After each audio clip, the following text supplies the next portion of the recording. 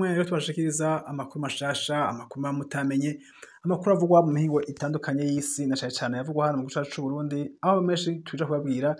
ayerekanye n'imvo za politike, inkino, imico kama n'ibindi, ariko ahanini rero tuja kwibanda mu bivugwa mu gisata c'umutekano. Aho ni mu gihe rero umutekano umaze imisi bavuga yuko utameze neza mu gihugu cacu c'Uburundi, aho benshi babivuga rero ugutandukanye. Benshi mwarumvise umukuru w'igihugu c'Uburundi Evariste Ndayishimiye aho ejo bundi yari yasivye mu nama iriko irabera mu gihugu c'Ubufaransa, akavuga yuko rero yasize umuriro ugire wake mu gihugu, akanka guta igihugu conyene, agaheza akigumira hano mu gihugu cacu c'Uburundi, akifatanya n'abo mu ntara ya Burunga, mu ntara ya Makamba, neza na neza muri komine ya Nyanza-Lac, aho rero bari mu masengesho yo kurangiza uku kwezi kwa 10. Muri ayo masengesho rero yahuriye n'abatari bake bavuye mu nzego zitandukanye zari zimuherekeje zivuye i Bujumbura, abo bashinga amateka, abakenguza amateka n'abandi batandukanye bakora mu bisata bitandukanye mu gisagara ca Bujumbura. Ariko rero mu ntara ya Makamba hoho ngo haje abantu b'imparugwa, abantu bake cane, ikibuga carera. Ngo hari huzuye rero hari mu matribine gusa, ariko hanze ku kibuga nta bantu bariho. Mbega no kubera iki abantu bataja kwitabira umukuru w'igihugu mu gihe asanzwe abagendeye ngo baje mu masengesho arangiza ukwezi asanzwe atunganywa n'umugambwe CNDD-FDD uri ku butegetsi. Amakuru twaronse rero nuko abo bantu bari bararitswe yuko batari buze kumviriza ijambo ry'umukuru w'igihugu, bavuga ko rero batanguye imyiyerekano yo kwiyamiriza Evariste Ndayishimiye. Benshi bakavuga ko rero itangazo barironse hakiri kare mu gitondo, bakavuga ko bamaze kumva ko Ndayishimiye aja kubagendera atagiye mu Bufaransa, bahawe itegeko ryavuye hejuru. Aho hejuru bavuga rero bavuye yuko ryavuye kwa Reveriyano Ndikuri, ngo rero babwiye yuko bataja kwitaba ijambo ry'umukuru w'igihugu Evariste Ndayishimiye. Abenshi bakibaza bati mbega none kubera iki hari inyinyurana y'umukuru w'abagumyabanga CNDD-FDD n'umukuru w'igihugu. Abenshi bakavyibaza ko vyinshi ibitandukanye. Benshi rero bagiye bacira agace Evariste Ndayishimiye, baramubwiye yuko ishamba rero ryo bari riko rirasha, watumwa n'umwanya rero zishobora guhindura imirisho. Ndayishimiye rero bakavuga ko yavuye ngaho agashavu ari kose, agashika mu gisagara ca Bujumbura, agatanga itegeko ku nzego z'abapolisi zitandukanye ko bagiye gusubira gukora ama-exercice canke imyimenyerezo y'igipolisi kugira ngo bimenyereze kurinda umwansi aho yoturuka hose. Aho ngo ni mu gihe rero mu 2015 ngo vyabagoye kurinda umwansi mu gihe y'imyiyerekano yo kwiyamiriza ikiringo ca gatatu kitari cemewe co kwa Perezida Nkurunziza. Ndayishimiye yatanze itegeko ku bapolisi bose bagize igihugu kugira ngo rero ngo barekane akangamutima ngaho ku bapolisi ba kera, cane cane ngo no ku bapolisi binjiye bashasha, abo ngo ntibazi iyo bitaye umutwe. Akababwira ko rero bakwiye kugira akarangamutima, bakagira inama imwe, bakagira n'umutima umwe wo kurinda igihugu. Aho rero benshi babibaje bati mbega Ndayishimiye yoba yumvise ko ibintu vyakomeye. Benshi rero bakibaza amajambo atandukanye, ariko rero twishikiye nyene aho Makamba. Uyu munsi twagiye Makamba rero muri komine ya Nyanza-Lac, batubwiye yuko batakimwemera Evariste Ndayishimiye, bamaze kuronka inama zihagije zitari nke zo kwiyamiriza Evariste Ndayishimiye. Benshi bakavuga ko rero ivyo ariko bakorera muri no minsi n'ivyo ariko babwira ataho bihuriye na gatoya. Evariste Ndayishimiye rero ariko arababwiye yuko ubutare buhari, amafaranga y'agaciro yabonetse, ibitaro vyabonetse, akabwiye yuko ugwaruka muri no minsi atabushomeri rufise, ugwaruka kwa kino gihe rufise ubuzi henshi hatandukanye. Ariko rero bakavuga yuko ivyo ariko babwira amajambo bitajana n'ibikorwa. Ico gitoro rero bavuga ko atakiraboneka, kuko impamvu atanikiraboneka ni ukuvuga amafaranga yo kwiyunguruza yaradubuze, naho nta gitoro ngo kibonekeye amafaranga ntaragabanuka. Bati mbega none igitoro coboneka gute kandi igitoro coba cabonetse gute amafaranga yo kwiyunguruza akaguma ari hejuru? Abava rero ngaho za Nyanza-Lac bagenda makomine ya Mabanda, Kibago, bose bavuga ko bafata amapikipiki bahagenda biyunguruza bicaranyeko, bivuga hagenda abantu 3 canke 4, hari naho barenga rero bagiye ku ipikipiki. Ngo kubera rero ipikipiki nyinshi ziryamye mu nzu ngo zabuze ibitoro, n'ahandi kugira zironke ibitoro zikunguruza abantu ziba zaraje ku bwinshi, abantu bagaza bakagenda ibiciro vyaragabanutse. Hagati aho rero mwumve ko abo bantu bose bavuga yuko igitoro cabonetse, bariko babwirwa yuko igitoro cabonetse, amafaranga y'agaciro ngo yabonetse, ugwaruka nabwo ruri mu mirimo yo gucukura ubwo butare hirya hatandukanye hariya muri komine ya Vyanda mu ntara ya Bururi bakavuga ko urwaruka ruri ku kivi hariya mu ntara ya Bubanza naho nyene mu ntara ya Kirundo hariya muri komine ya Busoni urwaruka rwinshi rero ngo rwaronse akazi ko kwimba amabuye y'agaciro bakavuga yuko rero urwaruka rudashomereye ariko aho twashoboye guca naho nyene hariya ku kigo ca PAF kije gutanga impapuro z'inzira bavuga yuko zabuze muri no minsi urwaruka rwinshi twahasanze rero nabwo ruridoga yuko impapuro z'inzira zitariko ziraboneka ku bwinshi abantu bamaze kuza inshuro zitari nke benshi bahebeyeyo amafaranga yabo bahebeyeyo n'izo pasiporo zabo kuko ngo zitakiboneka aho twahasanze twaganiriye rero kuri PAF bavuga yuko hari amaze amezi ashika ku 9 izo mpapuro batarazibona bakavuga yuko rero batabona iyo berekeza amaso batabona iyo bata umutwe ni mu gihe rero PAF yoyo ibabwira ngo mutahe muzogaruka bikamara ivyo ukwezi kwa mbere kugahera ukwa kabiri kugahera kugira aho ushika ku mezi 9 PAF iri kwikubwira ngo ugende uzogaruka ivyo rero bikamara iminsi n'iyindi imezi akaza ayandi agataha n'umwaka ukaza uwundi ugataha abenshi rero bavuga ko bagize uruhombo rutari ruke aho baje gushaka kurondera imirimo yabo mu bihugu bitandukanye ababo babatumye ko mugende babaha akazi bakaba batashoboye gushikayo kubera ko ivyangombwa vy'inzira vyabuze nabashoboye abashaka kugenda rero gushika n'ubu bakaba bicaye mu gihugu c'u Burundi aha nyine tukaba turi kumwe aho twaganiriye bavuga yuko atana gahunda yo kugenda kuko ivyangombwa vyabuze ubu ngo naho bobironka naho bobibaha ivyangombwa vy'inzira ngo ntaba bakija gupagasa ngo kubera abashaka kuja kubakoresha bamaze kwiyondera abandi bakozi bandi nta muntu rero yo kurindira yemeye kuguha akazi akarindira amezi 8 amezi 9 canke umwaka mwarindiriye umukozi azoza kumukorera ngiye kurindira ukwezi kumwe canke amezi 2 araheza akirondera abandi bashobora kumukorera ngo imirimo yabo ibandanye idatigihe mwumve ko rero ndashimiye mwariko babwiye yuko imirimo yabonetse atamujene numwe ari muhira atamujene numwe ashomereye mwumve ko rero n'abasanzwe bari mu kazi bagahemba intica ntikize nabo nyene bariko barakura meza bariko barakinjura baja kurondera aho icorikesha mu bihugu bitandukanye ho barimwo ubuzi butandukanye bakabona agafaranga gafadika abantu benshi baribaza ati none mbega kubera iki abantu birirwa baza batawakuba bakaza kuri PAF bakaba ipapuro vy'inzira kandi amafaranga yabo bayishuye abandi nabo bakaja birirwa barondera igitoro bakakibura bakabatamyaga nkuba ukihari amashure menshi twaciye ko yigisha ubuhinga n'ubumenyi amashuri bita ya technique nkayigisha umuyaga nkuba ya informatique ayo twasanze muri no minsi atari kwatanga ivyigwa bimwe kuva umwaka watangwa mu kwezi ku9 gushika mu kwezi kwa 11 bava ku vyigwa bijanye rero na informatique batari ko barabironka bihagije kubera ko umuriro bakoresha ku mashine ugumugenda ivyigwa ngo bigeze hagati bakava ko rero ataco bashobora kwakura bakava ko rero amashuri ariko agenda nabi cyane abajerwe abiga rero mu bisata vya informatique nakavuga ko rero ataco bariko barabona ku mashure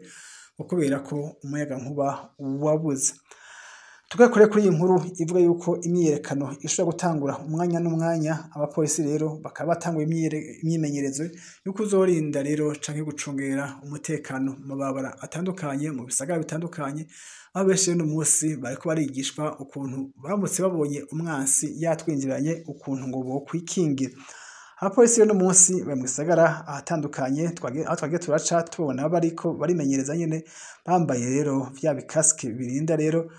ivyotsi birake canke mabuye bakaba bafise rero n'ivyabarinda vya vyotsi birake bita lacrimogène bakaba bafise rero n'inkoho ariko bakavuga ko rero abenshi bavuga bati izo nkoho none niza abapolisi bazorasisha abantu canke ko bizogenda gute mu gihe abapolisi bavuga yuko baje gufatisha abantu amaboko canke bakoresha za nkoni zabo bakaba bafise za menote bakaba bafise n'ubundi buhinga bakoresha ariko no munsi avyo bitandukaniye nuko abapolisi rero atavya lacrimogène baba bafise aho baba bambaye amakaske yabo bakaba bafise n'inkoho umenga bagiye kugwana n'ababagwanyi babakomeye cyane uyu munsi rero abapolisi ababonye bose batangaje ko bafise ibikoho bikomakomeye bakaba bariko barimenyereza rero no kuja guhangana n'umwansi mu gihe benshi babazi yuko umwansi ahangana n'abasirikare ariko abapolisi buno munsi bo tukabona bitwaje inkoho bose n'amashayigeri menshi umenga bagiye kugwanya umwansi ariko twagerageje kubaza indongozi mu gipolisi batubwiye yuko rero abapolisi ko barimenyereza kurinda umutekano hamwe haramutse hagize umwansi yubuka Amategeko rero ngo yavuye hejuru ku mukuru w'igihugu kuko ngo amajambo menshi amaze kumva avugwa bababwiye yuko rero atagihuha rero co kwirengagiza ngo nta gihuha rero co kunegirija ivyo vyose ngo biriko biravugwa hirya no hino ko imyiyerekano ishobora gutangura yo kwiyamiriza umukuru w'igihugu bakavuga ko vyatanzwe na Reverend Ndikuriyo mu gihe Reverend Ndikuriyo ngo yabwiye imbonerakure mu gihugu cose ko zohagurukira umunsi bababwira guhaguruka bageze bagahaguruka. Reverend Ndikuriyo rero ariko aca hirya no hino mu ntara zitandukanye yigisha urwaruka rw'imbonerakure yuko umunsi yabahamagariye kwiyamiriza Evariste Ndayishimiye ngo bazohagurukira icarimwe. Ariko rero naho Reverend Ndikuriyo abivuga uko rero Ndayishimiye nawe amaze kubimenya ariko aritegura ku buryo buhagije, ariko arategura rero abapolisi batandukanye kugira ngo bazomurinde umunsi bizoba vyabaye ingorabahizi. Ariko si mu gipolisi gusa bariko baritegura,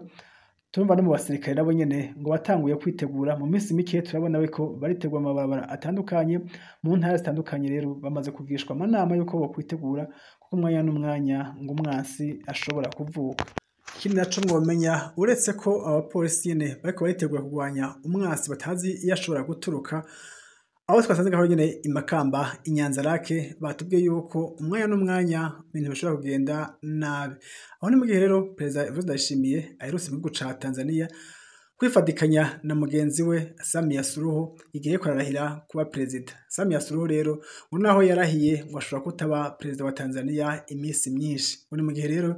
ibihugu vya SADC bimaze kumwiyamiriza. Abanyagihugu rero muri Tanzania nabo nyene barakubita urutokero rugaturika bakavuga yuko perezida w'u Burundi yagiye kubasuzugura kandi ko atari kugenda muri ukurahira kwa Samia Suluhu mu gihe perezida bose banse kujayo ariko Ndayishimiye wewe akemera akagenda. Ni mu gihe rero ho ramakateye umwansi ngo abanyagihugu bo muri Tanzania bashaka kwifadikanya n'abarundi bagakuraho Evariste Ndayishimiye. Abenshi rero bibukije abanyamakamba amajambo yigeze kuvugwa